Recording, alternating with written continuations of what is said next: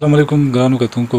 دا وخت مو سره نبیل افریدي د مارخور مارکیټینګ اینڈ ډیولپر سی او نوست دی نبیل بھائی ډیره شکریا وخت ورکولو زه به ډایرکټلی روشم تاسو په لایف باندې چونکې تاسو ډیر د غربت سټیج نه مزل وکړلو دا سټیج لر ورسېدلو درته وایي چې کومه یوه داسې لمحه وه چې هغې تاسو لایف کنورټ کړو. ډیره شکریا شاهین بھائی. لمحه د کنورټ کېدو خو داسې ډېر پوینټس روغلل په لایف کې چې ته چې ډفرنٹ آپشنز اپرچونیټیز وو په هر اپرچونیټیز باندې مو کوشش کړی دی چې هغه اپرچونیټیز یوټیلایز کړم، هغه اپرچونیټیز ویل کړم. همداسې دا یو د ریل اسټیټ هغه پکې روغله اپرچونیټي پکې روغله. پاکستان کې ریل اسټیټ ډېر غټ هر یو کاس پس پکې انوالو دی. نو الحمدلله دا یو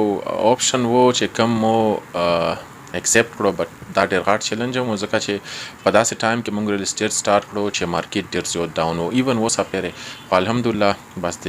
خلکو هغه سپورټ و، د موږ هغه سټرګل و، د موږ هغه کمیټمنټس دي چې الله تعالی موږ پکې کامیاب کړو. بل نبیل بھائی درته وایي چې داسې یوه لمحه تاسو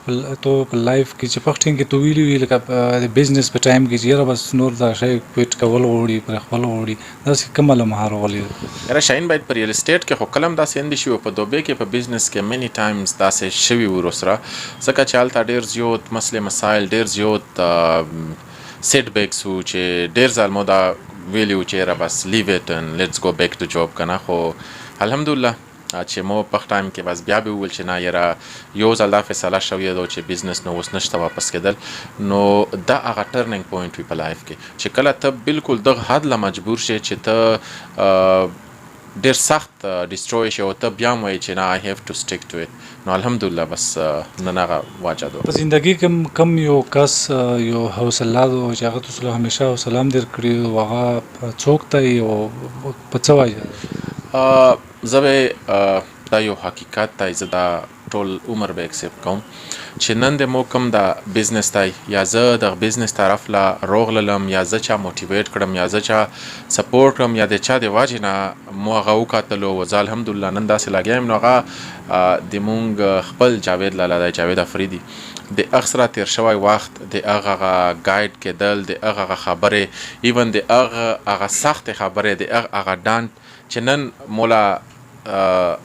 دا ټول هر څه چې دي په د الله طرفه دی او د هغه د واجې دي چې هغه زه واقعي چې ډېر سپورټ کړی یم او هغه د واجې نه بس نن الحمدلله د خپل یاره قدم باندې روان یم. الله تعالی الحمدلله ماسې کامیابي راته اوس نصیب کوي. بل نبیل بھائی یو شی مونږ لکه تاسو کې نوٹ کړو چې کله د کوم شي مارکیټ یا خو ډاون وي یا الریډي په مارکیټ کې کمپیټیټرز وي، لکه اوس مطلب پراپرټي په ټایم کې تاسو سټارټ کړه، مونږ اول ځل چې تاسو هلته راغلي وو د دوبۍ نه چې راغلو هغه ټایم کې وړوکی افیس هم وو، هغه ټایم کې تاسو دا شی سټارټ کړو، ټول خلک چې کوم دي مارکیټ چې پرېښود تاسو یې کوو. اوس لکه څنګه انرژي ډرینک ته یو قسم له موږ دا وایو چې ډېر داسې خلک دي چې هغه وخت کې د انرژي ډرینک یې تاسو نه مخکې هغوی مارکیټینګ هم کړی دی او دا ټایم هم تاسو له ټف دی. نو دا شی څنګه تاسو فیل کوئ یا د آیډیاز هم څنګه رسېږي؟ شاهین بھائی چې د مارکیټ چاله پته وي انرژي ډرینک په پاکستان کې نشته دی خپل پرسنل تو سره چې څومره هم انرژي ډرینکس دي دا امپورټنټ انرژي ډرینکس دي، دا د بهر نه راځي.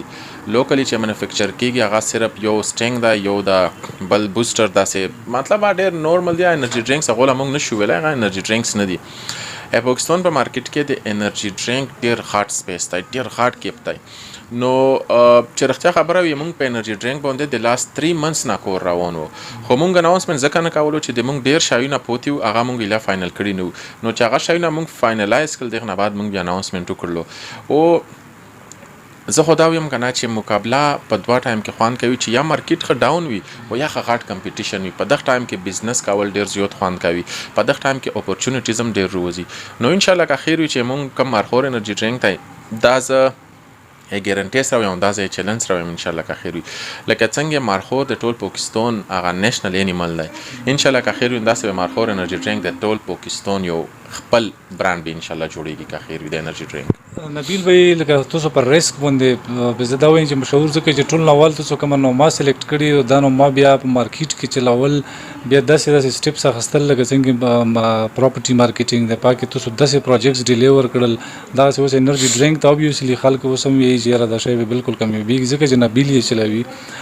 نو د ټول نه غټ ریسک چې تو په لایف کې اخیستی هغه کوم یو؟ ټول نه غات ریسک از په لایف کې وایم هغه همدغه و دا ریل اسټیټ کې چې مونږ کله اول پروجیکټ اخیستلو لکه زه دوبۍ بیس وم دومره راته د دغه ځای بالکل هم پته نه وه د